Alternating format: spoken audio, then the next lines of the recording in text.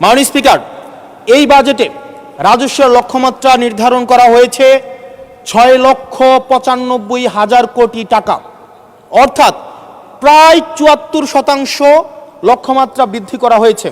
পৃথিবীর সব দেশে তাবৎ অর্থনৈতিক ব্যবস্থায় বাজেটের যে রাজস্বের যে প্রবৃদ্ধি থাকে সেটি 10 থেকে 12% একটা আইডিয়াল একটা ফিগার।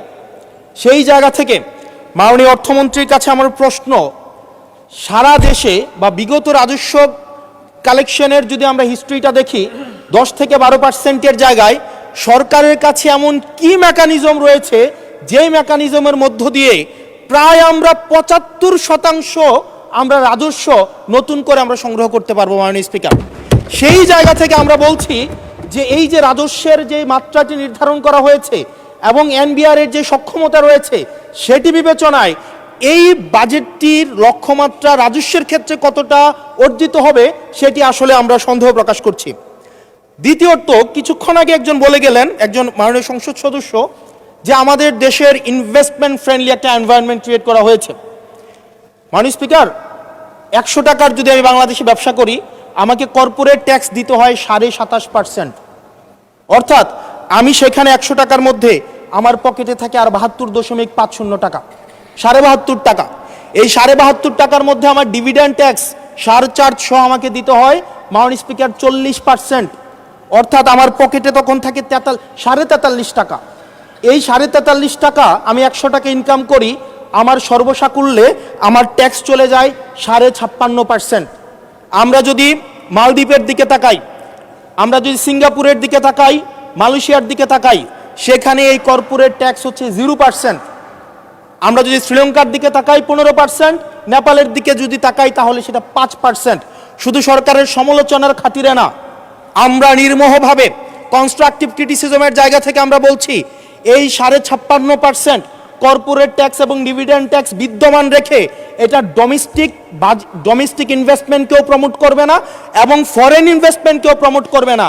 যেই বিজনেসম্যান আমার সিঙ্গাপুরে বিজনেস করতে পারবে 0% ট্যাক্স দিয়ে, সেই বিজনেসম্যান 56.5% ট্যাক্স দিয়ে সেই বাংলাদেশে বিজনেস করতে আসবে না। মাননীয় স্পিকার, আমরা সেই জায়গা থেকে প্রত্যাশা করেছিলাম যে এই বাজেট একটা ইনভেস্টমেন্ট ফ্রেন্ডলি একটা বাজেট হবে এবং কর্পোরেট ট্যাক্সের একটা সহনশীল মাত্রায় কর্পোরেট ট্যাক্সকে রিডিউস করা হবে।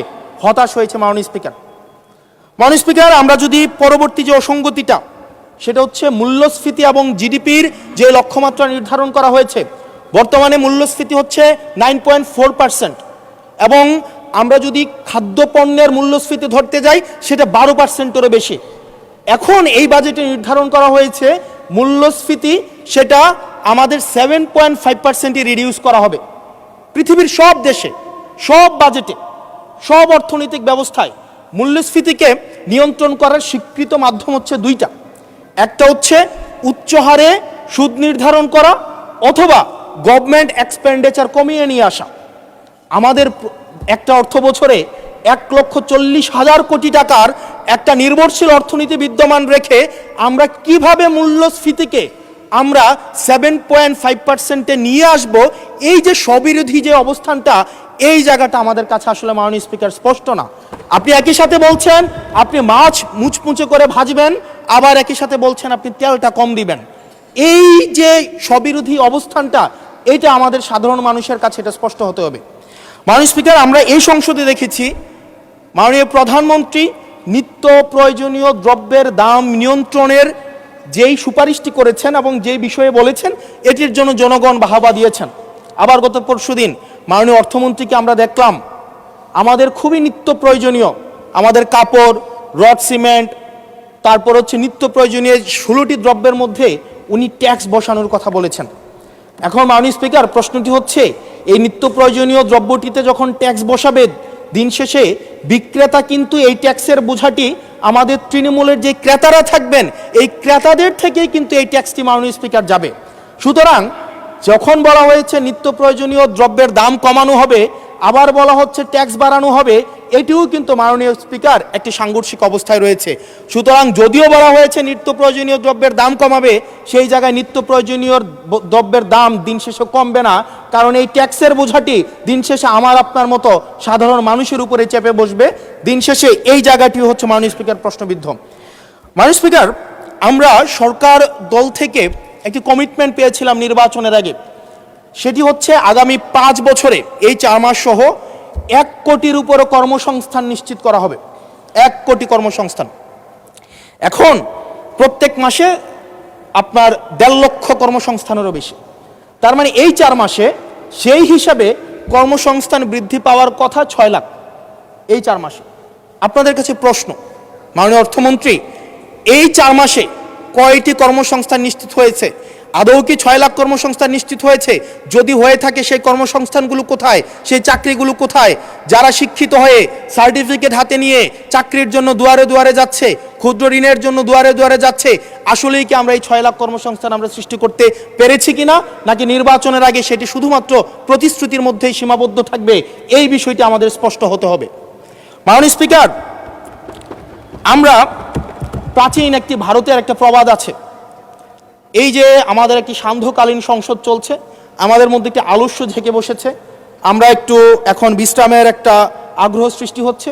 এরকম একটা বিশ্রামের সময়ে এক ভারতের প্রাচীন ভারতের একটা প্রবাদ আছে। সেই প্রবাদে একজন বলেছিলেন যে ঋণং কৃতা ঘৃতং পিবেত যাবৎ জীবন সুখেং কিবত।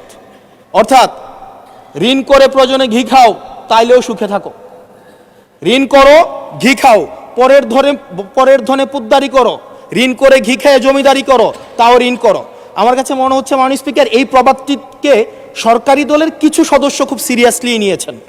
নিয়ে ওনারা ঋণ করো, ঘি খাও, তাও সুখে থাকো, এটাকে ওনারা এভাবে নিয়েছেন, ঋণ করো, ঋণ খেলাপি হও, তাও নির্বাচন অংশগ্রহণ করো। মাননীয় স্পিকার, আমরা দেখলাম এই সংসদে আমরা মাননীয় অর্থমন্ত্রীর কাছ থেকে আমরা কোনো স্পষ্ট কোনো কর্মসূচি আমরা পাই নাই।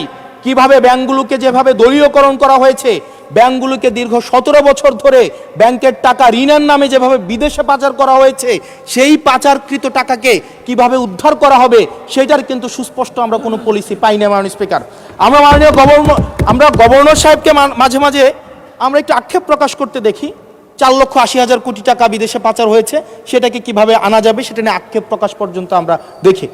মাননীয় স্পিকার, এই যে ঋণ খেলাপি যারা আছে, নির্বাচনের আগে একটা কমন একটা স্ট্রাকচার, 5 বছর কোনো খোঁজখবর থাকে না, তফসিলের আগে সেখানে একটু কোর্টে যাবে, কোর্টে গিয়ে ওই ঋণ খেলাপির উপরের এই অর্ডারটার উপরে একটা স্টে দিবে এবং 2% দিয়ে আবার রিশিডিউল করাবে।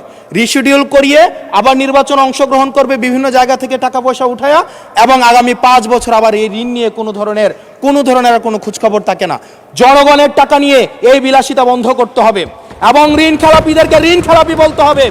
আমরা লজ্জা পাই একই সংসদ একসাথে শেয়ার করার জন্য, কারণ তারা জনগণের টাকা মেরে, যারা জনগণের টাকা ব্যাংক থেকে তুলে নিয়ে ঋণ খেলাপি হয়ে আবার জনগণের প্রতিনিধিত্ব করতে আসে, এই ঋণ খেলাপিদেরকে শাস্তির আওতায় আনতে হবে। এবং তারা যখন সংসদ সদস্য হয়ে নির্বাচিত হওয়ার পরেও যদি তারা ঋণ খেলাপি হয়, এমন একটি আইন প্রণয়ন করতে হবে তাদের সংসদ সদস্য পদ যেন বাতিল হয়। সেটি শুধুমাত্র সরকার দলের জন্য না, শুধু বিরোধী দলের জন্য না, সেটি বাংলাদেশের উন্নতি, প্রগতি এবং সমৃদ্ধির জন্য সেটি প্রয়োজন। এবং